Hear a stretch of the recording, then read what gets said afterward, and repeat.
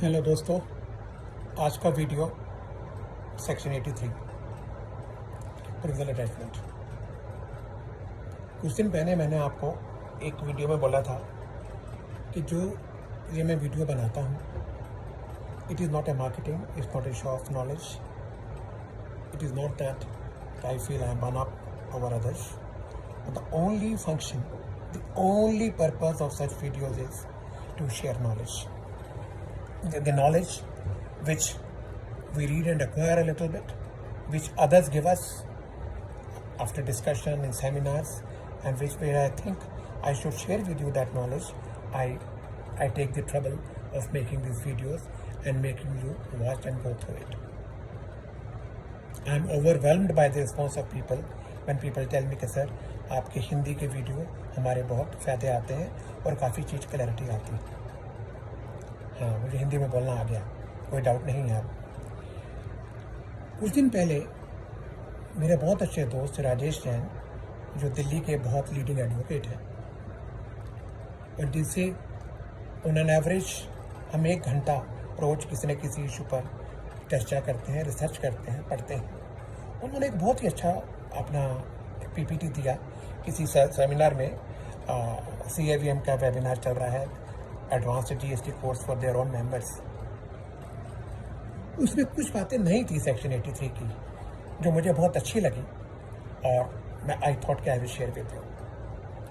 दोस्तों, सेक्शन 83 इस एक्ट की सेक्शन 69 जो पावर टू अरेस्ट है, उसके बाद जो सबसे गंदा प्रोविजन सेक्शन 83 का है। वैट में भी था 46 से, मैंने बहुत केस किए बिल्डर्स के प्रोविजन अटैचमेंट के शुरू में, लेकिन इतना इन्वोक नहीं किया गया। कस्टम में भी है, एक्साइज में था 11DD, ये सब में थे, लेकिन हमारे वैट इनेक्टमेंट्स में उनको ज़्यादा यूज नहीं किया गया कहीं भी। सेक्शन 83 हमें समझना है। सेक्शन 83 में सिर्फ कमिश्नर को पावर है प्रोविजनल अटैचमेंट करने की, आपकी प्रॉपर्टी की या बैंक की। किसी भी अफसर को अटैचमेंट करने की पावर नहीं है। कमिश्नर को रीजन टू बिलीव बनाने हैं और अटैचमेंट ऑर्डर इशू करना है, DRC 22। सेकेंड, 83 तभी लागू होता है जब किसी भी तरह की प्रोसीडिंग अंडर GST लॉ उन 6 सेक्शंस में पेंडिंग हो जो वो सेक्शन 83 में लिखे गए। 62, 63, 64, 67, 73, 74। अगर किसी इन सेक्शन में कोई आपकी प्रोसीडिंग पेंडिंग नहीं है, तो दोस्तों सेक्शन 83 का अगर प्रोविजनल अटैचमेंट होता है, दैट विल बी इलीगल। जो करेगा he can be personally responsible to pay compensation, we have a right to sue him. Officers को इम्यूनिटी तभी मिलती है अगर वो कानून के दायरे में रहकर बोनाफाइडी काम करें। अब 62, 63, 64 हैं, deal with special kind of assessments. आपने रिटर्न फाइल नहीं की, आपने कोई टैक्स पेमेंट नहीं किया, या आप किसी चोरों से डील करते हैं, आपकी प्रोविजनल असेसमेंट करनी है, स्पेशल असेसमेंट करनी है, अनरजिस्टर्ड डीलर की असेसमेंट करनी है। उस केस में अब वो जब आप नोटिस देते हैं तो प्रोसीडिंग शुरू होती है।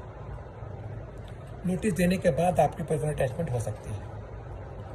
जब वो असेसमेंट खत्म हो गई तो उसका कोई मतलब नहीं रहा प्रोविजनल अटैचमेंट का, that has to end. A provisional attachment shall have effect for the period of 1 year from date of action.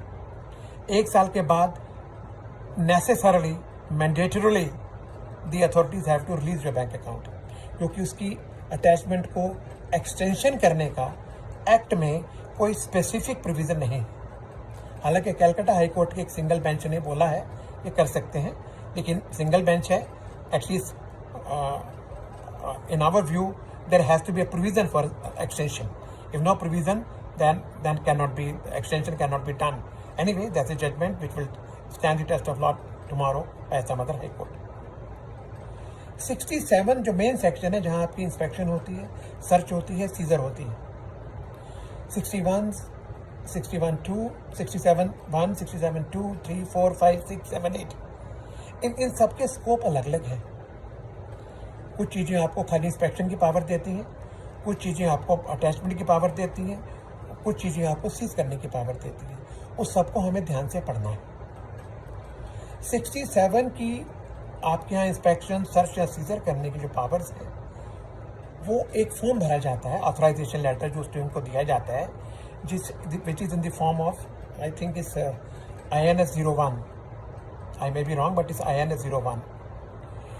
ये फॉर्म जो ऑथराइजेशन देता है विजिटिंग प्रॉपर ऑफिसर्स को, it has to be signed by a person not below the rank of joint commissioner.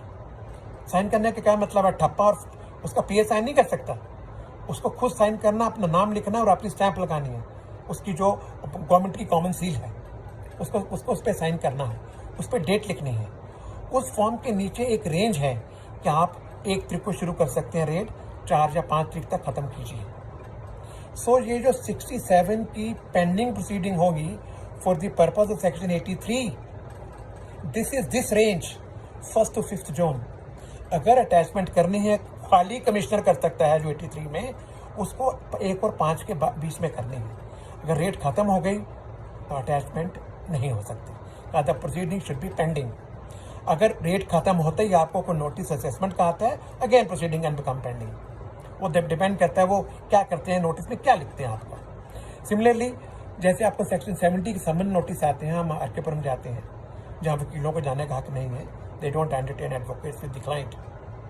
Section 70 की proceeding section 83 में mention नहीं है, तो किसी भी हियरिंग के, किसी भी एग्जामिनेशन के कारण चाहे सेक्शन 70 का है, वहाँ सेक्शन 83 की पावर इन्वोक नहीं हो सकती। करते हैं तो वो इलीगल है, बिल्कुल पेटेंटली इलीगल है, और इसमें काफ़ी जजमेंट्स आ चुकी हैं। अथॉरिटी के सिग्नेचर बाय जजमेंट्स हैं, ज्वाइंट कमिश्नर के नीचे का अफसर साइन नहीं कर सकता। अगर रेड करते हैं तो that will be illegal red.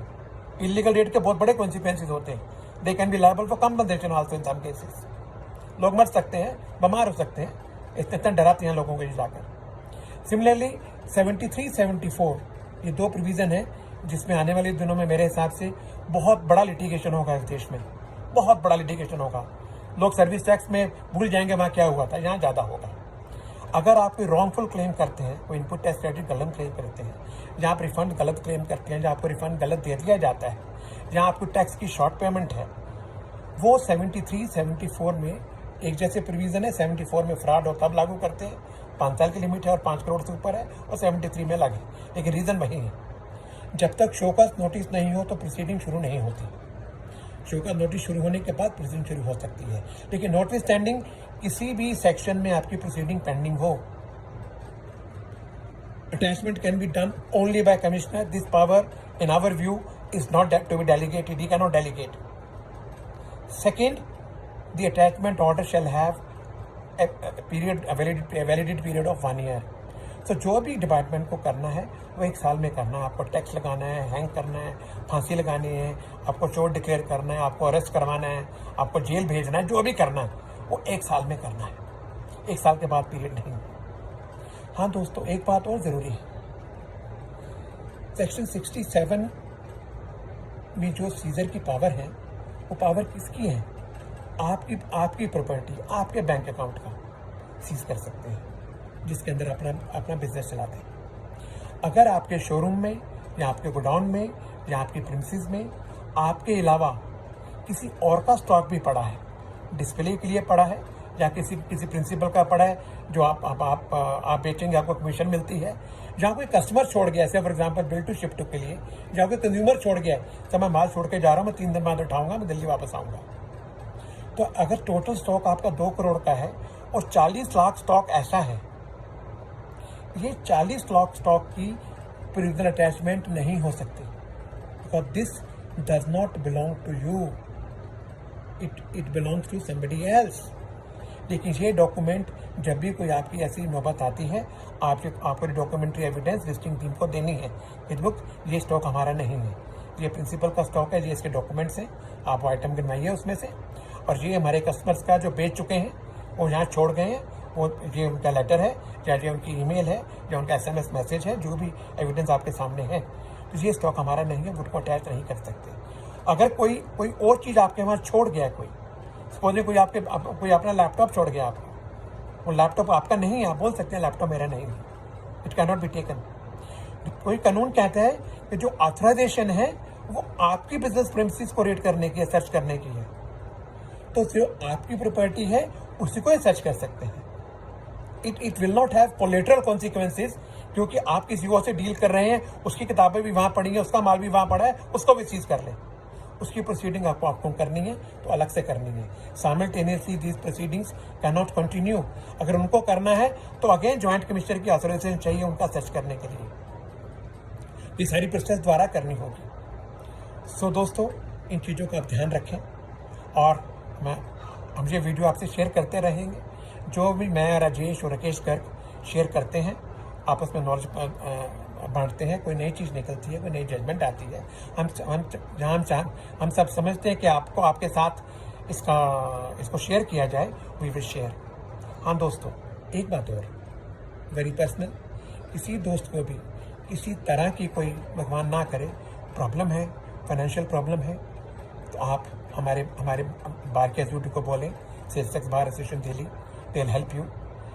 If you still think you are little shy to tell them, well, you can call me, you can call Raj Batra साहब, you can call Rajesh Jain साहब। हमारी जो help हम कर सकेंगे, I guarantee you we will help you। लेकिन अपने सेहत का ख्याल रखें। अगर आपकी फैमिली को किसी तरह की कोई परेशानी है, जो हो सकती है, हम सबको हो सकती है, तो मेरी तरफ से आपको रिक्वेस्ट होगी, आप मेरे को फ़ोन करें, बत्रा साहब को फ़ोन करें, राजेश जैन साहब को फ़ोन करें। हम जो कर सकते हैं किया जाएगा, लेकिन इन हालात से आपको बाहर नहीं, हम सबको बाहर निकलना है। और दिल्ली में हाँ, अगले 3-4 हफ्ते बाहर नहीं जाना। Delhi is not safe. सब डॉक्टर बोल रहे हैं इस सीज़न बदलेगा, बरसात होगी, चिकनगुनिया, बुखार, दर्दें, ये दुनिया भर की बातें होंगी। This will complicate this entire disease. Therefore, let's try to stay back. Any help you need, feel free to call.